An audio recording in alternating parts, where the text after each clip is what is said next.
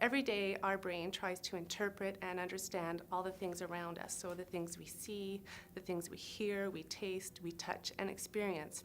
So when someone's brain has difficulty understanding and interpreting this information, they may have difficulty communicating, they may have difficulty getting their needs and wants across, it may be challenging for them to understand directions, to learn to play, or just to learn everyday things in general. Some of the characteristics before age 3, there's always a social and a language problem that comes with the diagnosis. That's part of what the diagnosis is.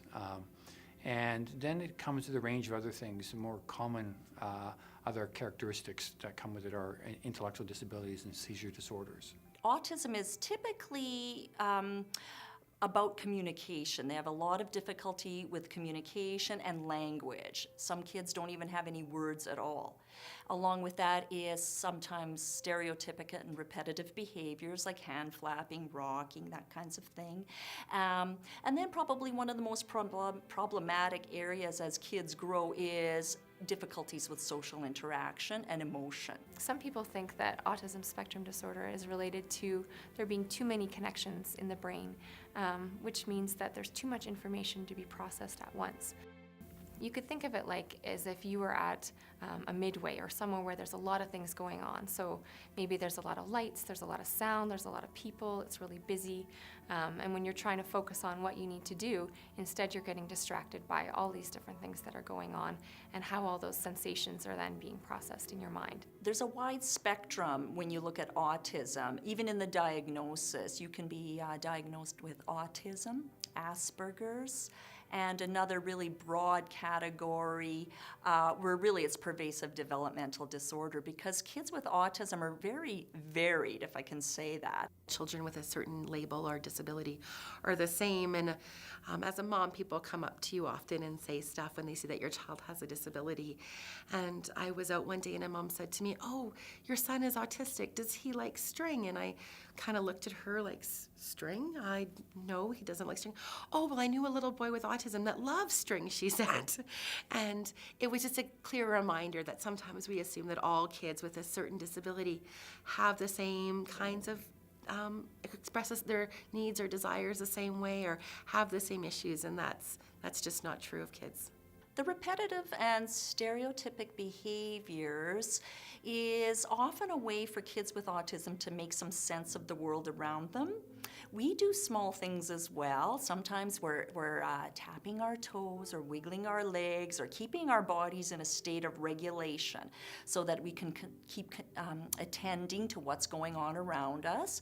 Kids with autism will tend to do some of these behaviors for those same reasons. So to calm themselves down a little bit or to pump up their system a little bit, and sometimes just simply because it feels good. A child with autism often has difficulty identifying emotions, but also difficulty identifying someone's faces. Researchers have found that the area of the brain that people with autism identify faces is actually located in a different area of the brain than someone who doesn't have autism.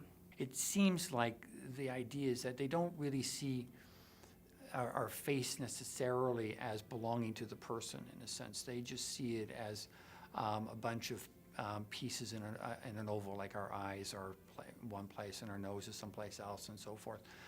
So you could turn it upside down, you could turn it sideways.